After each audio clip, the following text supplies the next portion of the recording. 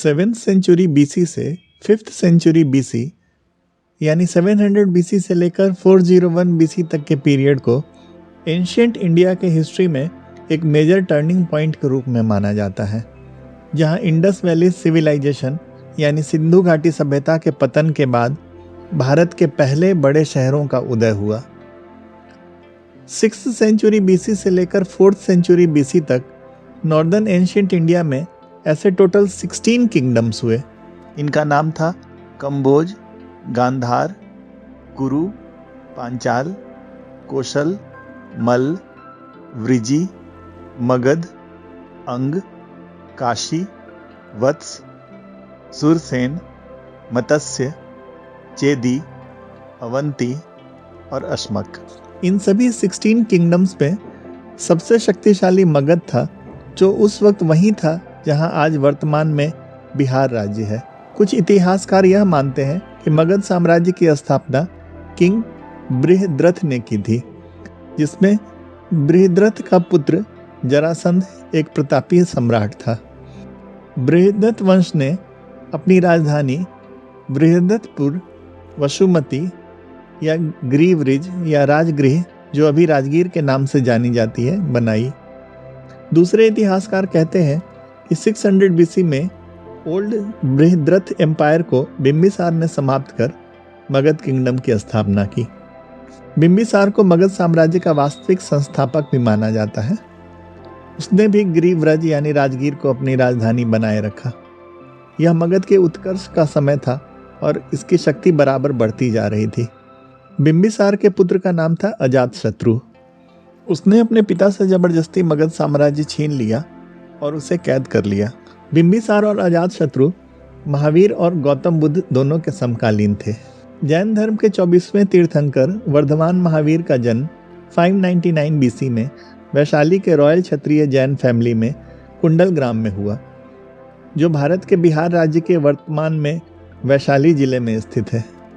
वर्धमान महावीर ने 527 बीसी में 72 वर्ष की आयु में बिहार के पावापुरी, जो राजगीर के पास ही है, में कार्तिक कृष्ण अमावस्या को निर्वाण प्राप्त किया था। गौतम बुद्ध का जन्म लुम्बिनी में 563 बीसी में इक्ष्वाकु वंशीय क्षत्रिय शाक्य कुल के राजा सुद्धोधन के घर में हुआ था और 483 बीसी में 80 वर्ष की आयु में कुशीनगर में, जो वर्तमान में भारत के उत्तर प्रदेश राज्य में स्थित है, निर्वाण प्राप्त हुआ।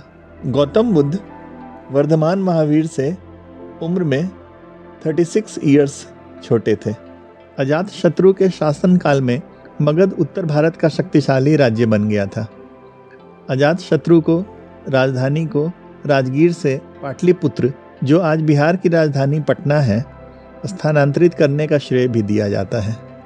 बिंबिसार के वंश को हर्यक डायनेस्टी कहते हैं, जिसका अंतिम राजा हुआ नागदशक। नागदशक को उसके अमात्य शिशुनाग ने 412 बीसी में अपदस्थ कर मगध पर शिशुनाग वंश की स्थापना की।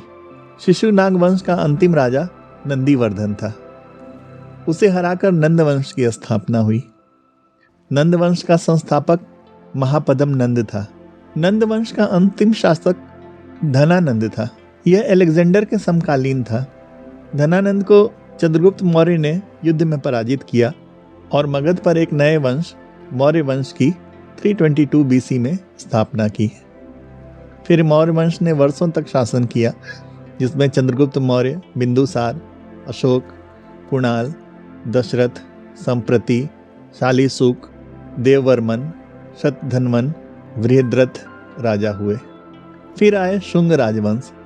मौर्य साम्राज्य के अंतिम शासक बृहद्रथ की हत्या करके 184 बीसी में पुष्यमित्र ने मौर्य साम्राज्य के राज्य पर अधिकार कर लिया और उसने एक नए राजवंश की स्थापना की। उसे शुंग राजवंश के नाम से जाना जाता है। शुंग वंश के अंतिम शासक देवभूति के मंत्री वसुदेव ने उसकी हत्या कर दी और सत्ता प्राप्त कर कर्ण वंश की स्थापना की। फिर आया गुप्त वंश या गुप्ता एम्पायर। गुप्त राजवंश की स्थापना महाराज गुप्त ने लगभग 320 एडी में की थी। गुप्त साम्राज्य का 550 एडी में पतन हो गया। गुप्त साम्राज्य की अवनति के साथ साथ मगध की प्रतिष्ठा भी कम होती चली गई और 6ठी-7वीं शताब्दियों के पश्चात मगध भारत का एक छोटा सा प्रांत रह गया। फिर आया पाला एम्पायर या पाल वंश। पाल वंश के खत्म होने के बाद मगध साम्राज्य का बिल्कुल अंत हो गया। मध्यकाल में यह बिहार नामक प्रांत में विलीन हो गया और मगध का पूर्व गौरव इतिहास का विषय बन गया। तो एक समय कुछ वर्षों तक मगध की राजधानी रहे वसुमतीपुर, बृहद्रथपुर, गिरिब्रज और कुशग्रपुर के नाम से प्रसिद्ध राजगृह को आजकल भारत के बिहार राज्य में नालंदा डिस्ट्रिक्ट के एक शहर राजगीर के नाम से जाना जाता है। 4ठी-5वीं शताब्दी ईस्वी पूर्व तक बहुत सारे राजाओं ने राजगृह से राज किया। भारतीय इतिहास में बहुत कम ऐसे नगर हैं जिनको इतने दीर्घ काल तक राजधानी बने रहने का गौरव प्राप्त हुआ हो। नालंदा का प्राचीन विश्वविद्यालय यहाँ से मात्र 12 किलोमीटर दूर है। नालंदा से इसकी निकटता भी इसके महत्व को उजागर करने के लिए पर्याप्त है। राजगृह या राजगीर को सुरक्षित बनाने में प्रकृति की बहुत बड़ी भूमिका थी। पर्वतों से घिरे इस नगर के चारों ओर लगभग 40 किलोमीटर के घेरे में एक पत्थर निर्मित प्राचीर आज भी दिखाई पड़ती है। यह प्राचीर या बाउंड्री वॉल कहीं कहीं पर्वतों के ऊपर से होती हुई उन्हें जोड़ने का काम करती है। कई जगहों पर इसके प्राचीर की ऊंचाई 10 मीटर तक है। पंचाने नदी शहर के बाहरी इलाके से होकर बहती है और जब इतनी पहाड़ियां हैं, नदी है, तो जंगल तो होंगे ही। राजगीर के प्रमुख आकर्षण में खूबसूरत पहाड़ी, राजगीर के घने जंगल, रहस्यमयी गुफाएं आदि शामिल हैं। राजगीर में भगवान बुद्ध और भगवान महावीर ने अपना काफ़ी समय बिताया था, इसलिए यह एक महत्वपूर्ण बौद्ध, हिंदू और जैन तीर्थ स्थल है। रत्नागिरी पहाड़ियों के शीर्ष पर विश्व प्रसिद्ध शांति स्तूप स्थित है, जो कि शांति पैगोडा के नाम से जाना जाता है। स्तूप के चारों कोणों पर बुद्ध की 4 प्रतिमाएं स्थापित हैं। पूरे भारत में ऐसे 7 स्तूप हैं जिनके बारे में मैंने दार्जिलिंग वाले ट्रेवलॉग में बताया है। आप यहाँ आई बटन पर क्लिक करके उसे देख सकते हैं। पीस पैगोडा तक पहुँचने के लिए पैदल या रोपवे से पहुँचा जा सकता है, जो यात्रा को और भी रोमांचक बना देता है। राजगीर का यह रोपवे भारत का सबसे पुराना रोपवे कहा जाता है। सिंगल सीटर और ओपन केबिन वाला यह रोपवे राइड एक रोमांचकारी और एडवेंचरस गतिविधि है, जो पर्यटकों को रत्नागिरी हिल के चोटी पर पीस पैगोडा तक ले जाता है। रोपवे जमीन से लगभग 1000 फीट की ऊंचाई तक जाता है। जल्द ही इसे 8 सीटर गोंडोला राइड में बदला जाएगा। रोपवे के बारे में मैंने गिरनार रोपवे ट्रैवलॉग में विस्तार से बताया है। आप यहाँ आई बटन पर क्लिक कर उसे भी देख सकते हैं। रत्नागिरी पर्वत के ठीक बगल में गृद्धकूट पहाड़ी है। गौतम बुद्ध यहाँ उपदेश दिया करते थे। यहाँ मिले 60 स्क्वायर मीटर के एरिया में निर्मित बाउंड्री वॉल को उस कारागृह का आधार माना जाता है जिसमें अजातशत्रु ने अपने पिता महाराज बिंबिसार को कैद रखा था। कहा जाता है कि यहीं से महाराजा बिंबिसार नीचे गृद्धकूट पर्वत पर निवास कर रहे भगवान बुद्ध की दिनचर्या को देखा करते थे। विपुलगिरी पर्वत जरासंध की राजधानी थी।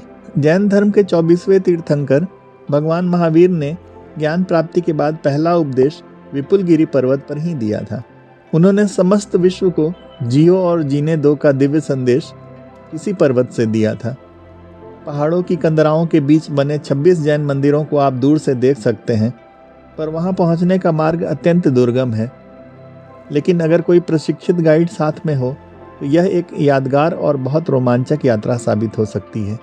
राजगीर का एक अन्य ऐतिहासिक स्थान जरासंध का अखाड़ा वैभव पहाड़ी के निकट स्थित है। यह पहले एक कुश्ती का अखाड़ा हुआ करता था। इसी स्थान पर भारतीय सेनाओं को मार्शल आर्ट के लिए प्रशिक्षित भी किया जाता था। बुद्ध के निर्वाण के बाद बौद्ध धर्मावलंबियों का पहला सम्मेलन व्यवहारगिरी पहाड़ी की एक गुफा में हुआ था। इसी सम्मेलन में पाली साहित्य का उम्दा ग्रंथ त्रिपिटक तैयार हुआ था। इस परिषद में लगभग 500 भिक्षुओं ने हिस्सा लिया था। इस परिषद का नेतृत्व महाकश्यप ने किया था। इस पहाड़ी पर अनेक मंदिर हैं। इस पहाड़ी की सीढ़ियों पर मंदिरों के बीच 7 गुफाएं, जिन्हें सप्तकर्णी गुफाएं कहा जाता है, से गर्म जल के कई झरने या सप्त धाराएं बहती हैं। पुरुषों और महिलाओं के नहाने के लिए 22 कुंड बनाए गए हैं। इनमें ब्रह्म कुंड का पानी सबसे गर्म 45 डिग्री सेल्सियस रहता है। अन्य 2 पहाड़ियाँ सोंगरी और उदयगिरी भी हैं। राजगीर इन्हीं 5 पहाड़ियों या पंच पहाड़ियों से घिरा हुआ एक शहर है जो एक समय मगध साम्राज्य के अनेक राजाओं के कार्यकाल का गवाह रहा है। राजगीर का धार्मिक स्थल मखदूम शाह कुंड पर्यटकों को अपनी ओर आकर्षित करता है। यह स्थान एक मुस्लिम सूफी संत मखदूम शाह के लिए जाना जाता है। राजगीर में घूमने वाली जगह वेणुवन है, जिसे राजा बिंबिसार ने गौतम बुद्ध को अपने निवास स्थान के लिए दान में दे दिया था। वेणुवन के प्रमुख आकर्षण में एक बड़ा तालाब और एक खूबसूरत पार्क है। राजगीर का मशहूर स्थल सोन भंडार एक ऐतिहासिक स्थान है। माना जाता है कि राजा बिंबिसार का खजाना यहीं रखा जाता था। जैन धर्म से संबंधित पहले 4 तीर्थंकरों और भगवान बुद्ध की प्रतिमा यहाँ देखी जा सकती है। शंख लिपि बिंदुसार के शासन में चला करती थी। राजगीर में देखने वाला स्थान चैरियट ट्रैक के बारे में मान्यता है कि यह भगवान श्री कृष्ण के रथ के पहियों से काटे गए समानांतर शैल शिलालेख हैं। लगभग 2005 ईयर्स पुरानी साइक्लोपियन दीवार 4 मीटर चौड़ी और 40 किलोमीटर लंबी है। साइक्लोपियन दीवार पूरे राजगीर शहर को घेरती है। साइक्लोपियन दीवार का निर्माण चारों तरफ से शहर को मजबूत बनाने के उद्देश्य से किया गया था। वर्तमान समय में इसका अधिकतर भाग खंडहर के रूप में तब्दील हो गया। अभी तक हमने जाना राजगीर का गौरवपूर्ण इतिहास। सेकंड पार्ट में हम देखेंगे इसका वर्तमान और जानेंगे इसके फ्यूचर अट्रैक्शंस के बारे में।